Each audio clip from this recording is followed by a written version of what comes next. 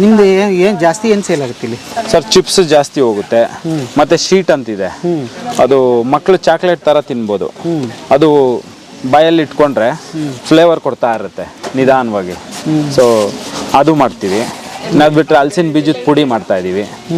Totally ಹಲಸಿನ ಹಣ್ಣು ಯಾವುದು ವೇಸ್ಟ್ ಆಗಬಾರ್ದು ಅನ್ನೋ ಕಾನ್ಸೆಪ್ಟ್ ಅಲ್ಲಿ ಕೆಲಸ ಮಾಡ್ತಾ ಇದೀವಿ ಸರ್. ಒಟ್ಟಿನಲ್ಲಿ ಚಕ್ಲಿ ಮಾಡ್ತೀರಿ ಹಲಸಿನ ಬೀಜದಲ್ಲಿ ಸಂಡಿಗೆ, ಚಕ್ಲಿ, ಬರ್ಫಿ. ಪೆಸ್ಟಿಸೈಡ್ಸು ಮತ್ತೆ ಇದು ಎಲ್ಲ ಹಾಕಿ ಹಾಳು ಮೂಳು ಅಂತ ಈ ಥರ ಎಲ್ಲ ಹಾಕಿ ಬೆಳೆದಿರ್ತಾರೆ. ಈ ಥರ ಆರ್ಗ್ಯಾನಿಕಲ್ ಫುಡ್ ಸಿಗೋದು ತುಂಬ ಕಷ್ಟ. ಅದಕ್ಕೆ ಹುಡ್ಕೊಂಡು ನೋಡೋಣ ಅಂತಾನೆ ಬಂದಿದ್ದು. ಐಟಮ್ಸ್ ಎಲ್ಲ ತುಂಬ ಚೆನ್ನಾಗಿದೆ. ಹೌದು ಸರ್, ದುಡಿಮೆ ಅನ್ನೋದು ಒಂದು ಯಾವುದ್ರಲ್ಲೂ ಒಂದ್ರಲ್ಲಿ ತೊಡಗಿಸ್ಕೊಂಡಿರ್ಬೇಕು ಯಾವಾಗ್ಲೂ.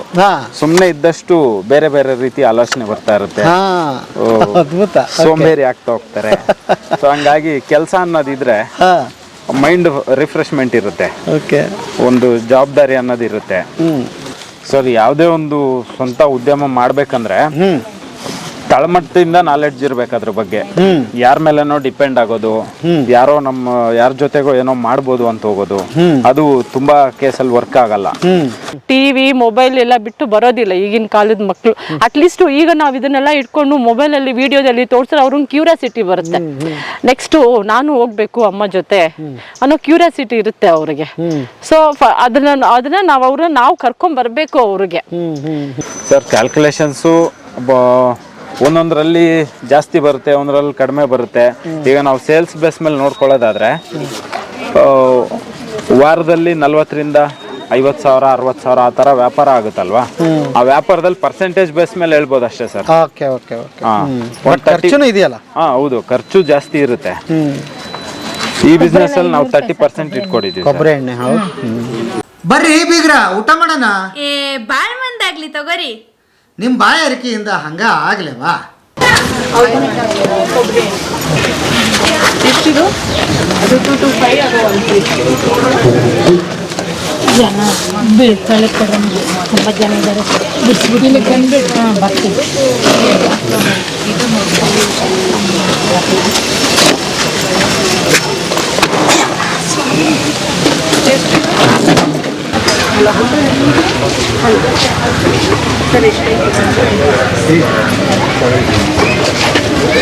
ಎಷ್ಟು ಮೇಡಮ್ ಇದು? 150 ಗ್ರಾಮ್.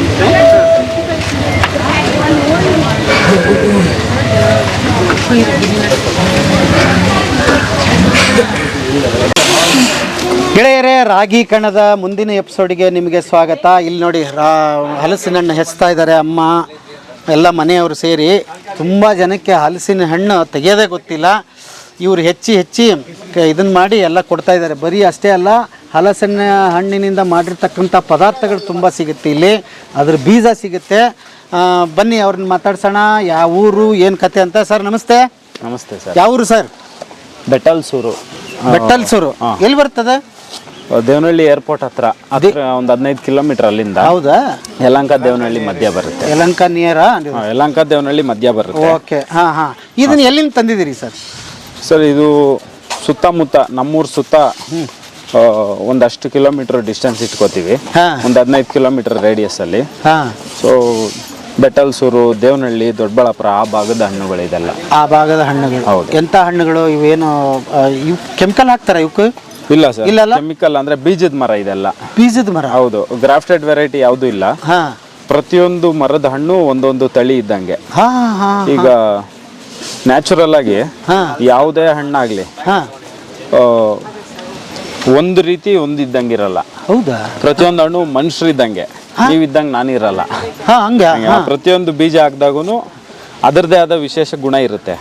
ಹಂಗಾಗಿ ಒಂದೊಂದು ಬೀಜದ ಮರದ್ದು ಒಂದೊಂದು ಡಿಫ್ರೆಂಟ್. ಈಗ ನೀವು ಈ ಹಣ್ಣು ತಿಂತಿದ್ದೀರಾ ಅಂದ್ರೆ ಇದೇ ತರ ನಿಮ್ಗೆ 100% ಎಲ್ಲೂ ಸಿಗಲ್ಲ. ಸ್ವಲ್ಪ ಹೋಲಿಕೆ ಇರೋದು ಸಿಗುತ್ತೆ, ಆದ್ರೆ ಇದೇ ಹಣ್ಣು ಸಿಗಲ್ಲ. ಅದು ನಮ್ಮ ಹತ್ರ. ನಮ್ಗೆ ಹೆಂಗ್ರಿ ಗೊತ್ತಾಗೋದು ಈ ಒಳ್ಳೆ ಹಣ್ಣು ಹೆಂಗೆ ಅಂತ? ತಿಂದು ನೋಡಿದಾಗ ಅಷ್ಟೇ ಗೊತ್ತಾಗುತ್ತೆ ಸರ್. ತಿಂದು ನೋಡಿದಾಗ. ಕೆಲವರು ಬಣ್ಣ ನೋಡಿದಾಗ ಬಿಳಿ ತೊಳೆ ಚೆನ್ನಾಗಿರಲ್ಲ ಅಂತಾರೆ, ಮೆತ್ತಗಿದ್ರೆ ಚೆನ್ನಾಗಿರಲ್ಲ ಅಂತಾರೆ. ಸೊ ಅದನ್ನ ನೋಡಿ ಜಡ್ಜ್ ಮಾಡಕ್ ಆಗಲ್ಲ ನಾವು. ತಿಂದು ನೋಡಿನೇ ಫೈನಲ್ ಮಾಡೋಕೆ. ಅದು ಏನಪ್ಪ ನಿಮ್ಗೆ ಗೊತ್ತಾಗ್ತು ಬಿಡ್ರಿ. ನಮ್ಗೆ ಏನು ಬಜಾರ್ದಾಗ ಎಲ್ಲಿ ಸಿಗ್ತಾವ ಒಂಚೂರು ತೊಗೊಂಡು ಹೋಗ್ಬಿಡ್ತೀವಿ. ಮನೆಗೆ ಹೋಗಿ ಚಲೋ ಇತ್ತು ಚಲೋ ಐತೆ ಅಂತೀವಿ, ಇಲ್ಲ ಅಂದ್ರೆ ಬೈಕೊಂಡ್ ಕುಂತ ಬಿಡ್ತೀವಿ ನಾವು. ನೋಡಕ್ಕೆ ಹಾ ಒಳ್ಳೆ ಬಣ್ಣ ಇದೆ ಅಂದ ತಕ್ಷಣ ರುಚಿ ಇದೆ ಅಂತಲ್ಲ, ಓಕೆ. ತಿಂದು ನೋಡಿದಾಗಲೇ ಅದ್ರ ರುಚಿ. ಹೇಳ್ರಿ, ಇದು ಇಲ್ಲಿ ಯಾವಾಗಿಂದ ಬರತ್ತೀರಿ ನೀವು? ಇಲ್ಲಿ 4 ವರ್ಷದಿಂದ ಬರ್ತಾ ಇದೀವಿ ಸರ್. 4 ವರ್ಷದಿಂದ ಬರ್ತಾ ಇದ್ದೀರಿ. ಹೌದು ಸರ್, ಬರೀ ವಾರಕ್ಕೊಂದು ಇಲ್ಲೇ ಬರ್ತೀರಾ, ಬೇರೆ ಕಡೆನೂ ಹೋಗ್ತೀರಾ? ಸರ್, ಪ್ರತಿ ವಾರ ಇಲ್ಲಿ ಮಾತ್ರ ಬರ್ತೀವಿ. ಹಾ. ತಿಂಗಳಿಗೊಂದು ಇನ್ನೊಂದು ಸಂತೆ ನಡೀತೆ ಬಾಗ್ಲೂರ್ ಹತ್ರ, ಹಾ ಪೂರ್ಣ ಸಂತೆ ಅಂತ. ಇದು ಎಣ್ಣೆ ಹಾಕೋಬೇಕಾ ಸಾಹೇಬ್ರೆ? ಇಲ್ಲ ಅಂದರೆ ಹಾಲೆಲ್ಲ ಕೈ ಮೇಲೆ ಕಲ್ತದೆ. ಏನು ಎಣ್ಣೆ ಇದು? ಹರಳೆ ಎಣ್ಣೆ. ಹರಳೆಣ್ಣೆ ಹಾಕ್ಕೊಂಡು ಬಿಡಿಸ್ಬೇಕಾ ಇದು? ಒಳ್ಳೇದು. ಹಾಂ, ಓಕೆ. ಹಾಂ, ಸೂಪರ್. ಓಕೆ. ಈಗ 2 ಸಂತೆ ಬಿಟ್ಟ ಮೇಲೆ ವಾರಕ್ಕೆ 2 ಆಯಿತು ಮತ್ತೆ? ಅಷ್ಟೇ ಸರ್, ಅಷ್ಟೇ. ಎಲ್ಲೆಲ್ಲಿ ಜಾಗ ರೆಗ್ಯುಲರ್ ಬರೋದು ಇಲ್ಲಿ ಮಾತ್ರ. ಹಾ. ಅಲ್ಲಿ ತಿಂಗಳಿಗೆ ಒಂದ್ಸಲ ಆಗುತ್ತೆ. ಹಾಂ, ಇನ್ನದು ಬಿಟ್ರೆ ಇಲ್ಲಿ ವಾರ ಬರ್ತೀರಿ? ಹೌದು ಸರ್. ಈಗ ಸೀಸನ್ ಇರುತ್ತೆ, ಇದು ಆ ಸೀಸನ್ ಮುಗಿದ ಮೇಲೆ ಏನು ಮಾಡ್ತೀರಿ? ಬೇರೆ ಪ್ರಾಡಕ್ಟ್ಸ್ ಮಾಡ್ತೀವಿ ಸರ್. ಬಾಳೆಕಾಯಿ ಚಿಪ್ಸು, ಹಾಂ, ಮರಗೆಣಸಿನ ಚಿಪ್ಸು. ಓಕೆ. ಇದು ಸೀಸನ್ ಆದ್ಮೇಲೆ ಒಂದು 4 ತಿಂಗಳು 8 ತಿಂಗಳು ಸಿಗುತ್ತೆ ನಮಗೆ ಹಾ. ಹಲ್ಸು. ಹಾ. 8 ತಿಂಗಳು ಹಲ್ಸಲ್ಲೇ ಮಾಡ್ತೀವಿ. ಓಕೆ. ಇನ್ನೊಂದು 4 ತಿಂಗಳು ಮ್ಯಾನೇಜ್ ಮಾಡ್ಬೇಕಷ್ಟೇ. ಅಂದ್ರೆ ಅದನ್ನ ಮಾಡ್ಲೇಬೇಕು ಅಂತಲ್ಲ, ಆದ್ರೆ ನಾವು ಕೆಲಸ ಮಾಡ್ಬೇಕಲ್ವಾ. ಹಾಂ. ಆ ಈಗ ಕಾರಣ ನಿಮ್ದು ಏನು ಜಮೀನು ಇದೆಯಾ? ಇಲ್ಲ ಸರ್, ಜಮೀನು ಊರಲ್ಲಿದೆ, ಇಲ್ಲೇನಿಲ್ಲ, ಬೆಂಗಳೂರು ಹತ್ರ ಒಟ್ಟು ಬೆಂಗಳೂರಲ್ಲಿ ನೀವು ಈ ಥರದ್ದು ವ್ಯಾಪಾರ ಮಾಡ್ಕೊಂಡೆ ಎಷ್ಟು ದಿವಸ ಬದುಕಿದ್ದೀರಿ? ನಿಮ್ಮ ಜೀವನ ನಡೆದಿದೆ? 4-5 ವರ್ಷದಿಂದ ಶುರು ಮಾಡಿರೋದು ಸರ್. ಶುರು ಮಾಡಿದಿರಿ? ಹೌದು. ಯಾವಾಗ ಬಂತು ಇದು ಐಡಿಯಾ ನಿಮ್ಗೆ, ಈ ಥರದ್ದು ವ್ಯಾಪಾರ ಮಾಡಿ ಬದುಕ್ಬೋದು, ಹಲಸಿನ ಹಣ್ಣು ಮಾರಿ ಬದುಕ್ಬೋದು ಅಂತ ಯಾವಾಗ ಅನ್ಕೊಂಡ್ರಿ? ನಾನು ಮಾರಿ ಬದುಕ್ಬೋದು ಅಂತ ಐಡಿಯಾ ಬರಲಿಲ್ಲ. ಆದರೆ ಲಾಕ್ಡೌನ್ ಟೈಮಲ್ಲಿ ಕೆಲಸ ಎಲ್ಲ ಸ್ಟಾಪ್ ಆಗಿತ್ತು. ಸೊ ಆಗ ಹಲಸಿನ ಹಣ್ಣು ಕಟ್ ಮಾಡಿ ಅಪಾರ್ಟ್ಮೆಂಟ್ಗಳಲ್ಲಿ ಸೇಲ್ ಮಾಡಕ್ ಹೋಗ್ತಿದ್ವಿ, ಮನೆಗೆ ಕೊಡೋದು. ಈ ಒಳ್ಳೆ ಐಡಿಯಾ. ಅಲ್ಲಿಂದ ಶುರು ಮಾಡಿದ್ದು. ಹಾಗೆ ಏನೋ ಒಂದು ಮಾಡ್ಬೇಕಲ್ವಾ ಸರ್. ಸೊ ಆಗ ಶುರು ಮಾಡಿದ್ದು, ಸುಮ್ಮನೆ ಖರ್ಚಿಗೆ ದುಡ್ಡು ಬರಬೇಕು ಅಂತ. ಸೊ ಹಂಗೆ ವೇಸ್ಟ್ ಆಗಕ್ಕೆ ಶುರು ಆಯಿತು. ಈಗ ಹಣ್ಣು ತುಂಬ ತಂದಾಗ ಉಳಿಯುತ್ತೆ, ಅದನ್ನೇನು ಮಾಡೋದು? ಸೊ ಹಿಂಗೆ ಎಲ್ಲ ಯೋಚನೆ ಮಾಡಿಕೊಂಡು ಈಗ ಉಳ್ದಿದ್ದ ಹಣ್ಣಲ್ಲಿ ಏನು ಮಾಡ್ಬೋದು ಅಂದರೆ ಕೆಟ್ಟಿರಬಾರ್ದು, ಅದರಲ್ಲಿ ಸ್ವೀಟ್ ಮಾಡೋದು. ಈಗ ಮಾಡ್ತಾ ಇದ್ರಿ? ಹಲಸಿನ ಹಣ್ಣಿಂದು ಜಾಮ್ ಮಾಡ್ತೀವಿ, ಹಲ್ವಾ ಮಾಡ್ತೀವಿ, ಶೀಟ್ ಮಾಡ್ತೀವಿ ಚಾಕ್ಲೇಟ್ ಥರ. ಸೊ ತುಂಬ ಹಣ್ಣು ಉಳಿದಾಗ ಅದನ್ನ ಪ್ರೋಸೆಸ್ ಮಾಡಿ ಇಟ್ಕೊಬಿಡ್ತೀವಿ, ಸೆಮಿ ಪ್ರೋಸೆಸ್ ಮಾಡಿ. ಸೆಮಿ ಪ್ರೋಸೆಸ್ ಅಂದ್ರೆ ಏನು ಮಾಡ್ತೀವಿ? ಕಾಯಿಸೋದು, ನೀರಿನ ಅಂಶ ತೆಗೆದು ಅದನ್ನ ಹಂಗೆ ಪ್ರಿಸರ್ವ್ ಮಾಡಿ ಇಟ್ಕೊಂಡಾಗ. ನೀರಿನ ಅಂಶ ಹೆಂಗೆ ತೆಗಿತೀರಿ ಈ ಹಣ್ಣಿಂದ? ಬಾಣಲಿಯಲ್ಲಿ ಹೌದಾ? ತಿರುಗಿಸು, ಚೆನ್ನಾಗಿ ಕಾಯಿಸ್ಬೇಕು. ನೀರು ಹಾಕಿ? ನೀರು ಹಾಕಲ್ಲ, ನೀರು ತೆಗಿಯೋದಕ್ಕೋಸ್ಕರ ಕಾಯಿಸ್ತೀವಿ. ಈಗ ಒಂದು ಏನೇ ಆಗಲಿ ಕುದಿಸಿದಾಗ ನೀರು ಆವಿ ಆಗುತ್ತಲ್ವಾ, ಇದರಲ್ಲಿರೋ ನೀರಿನಂಶ ಆವಿ ಮಾಡಿ ಇಟ್ಕೋತೀವಿ ಸ್ವಲ್ಪ. ಓ, ಭಾಳ ದಿವಸ, ಒಂದು 3 ತಿಂಗಳು ಸ್ಟೋರ್ ಮಾಡ್ಬೋದು. ನಾವು 1 ವಾರ ಅಷ್ಟೇ ಸ್ಟೋರ್ ಮಾಡ್ತೀವಿ. 1 ವಾರ 10 ದಿನ ಮಾಡಿ ಅದನ್ನ ಬೇರೆ ಪ್ರಾಡಕ್ಟ್ ಏನಾದರೂ ಒಂದು 2-3 ಥರ ಆಪ್ಷನ್ ಇರುತ್ತೆ, ಯಾವುದು ಡಿಮ್ಯಾಂಡ್ ಇರುತ್ತೆ ಆ ಪ್ರಾಡಕ್ಟ್ ಮಾಡಿ ಸೇಲ್ ಮಾಡ್ತೀವಿ. ನಿಮ್ದು ಏನು ಜಾಸ್ತಿ ಏನು ಸೇಲ್ ಆಗುತ್ತೆ ಇಲ್ಲಿ ಸರ್? ಚಿಪ್ಸ್ ಜಾಸ್ತಿ ಹೋಗುತ್ತೆ, ಮತ್ತೆ ಶೀಟ್ ಅಂತಿದೆ, ಅದು ಮಕ್ಕಳು ಚಾಕ್ಲೇಟ್ ಥರ ತಿನ್ಬೋದು. ಅದು ಬಾಯಲ್ಲಿ ಇಟ್ಕೊಂಡ್ರೆ ಫ್ಲೇವರ್ ಕೊಡ್ತಾ ಇರುತ್ತೆ ನಿಧಾನವಾಗಿ. ಸೊ ಅದು ಮಾಡ್ತೀವಿ. ಅದು ಬಿಟ್ಟರೆ ಹಲಸಿನ ಬೀಜದ ಪುಡಿ ಮಾಡ್ತಾ ಇದ್ದೀವಿ. ಟೋಟಲಿ ಹಲಸಿನ ಹಣ್ಣು ಯಾವುದು ವೇಸ್ಟ್ ಆಗಬಾರ್ದು ಅನ್ನೋ ಕಾನ್ಸೆಪ್ಟಲ್ಲಿ ಕೆಲಸ ಮಾಡ್ತಾ ಇದ್ದೀವಿ ಸರ್. ಒಟ್ಟಿನಲ್ಲಿ ಚಕ್ಲಿ ಮಾಡ್ತೀರಿ? ಹಲಸಿನ ಬೀಜದಲ್ಲಿ ಸಂಡಿಗೆ, ಚಕ್ಲಿ, ಬರ್ಫಿ. ಸೂಪರ್. ಹಾಂ, ಎಲ್ಲ ಮನೆಯವರೆಲ್ಲ ಸೇರ್ಕೊಂಡ್ಬಿಟ್ಟಿದ್ದೀರಿ?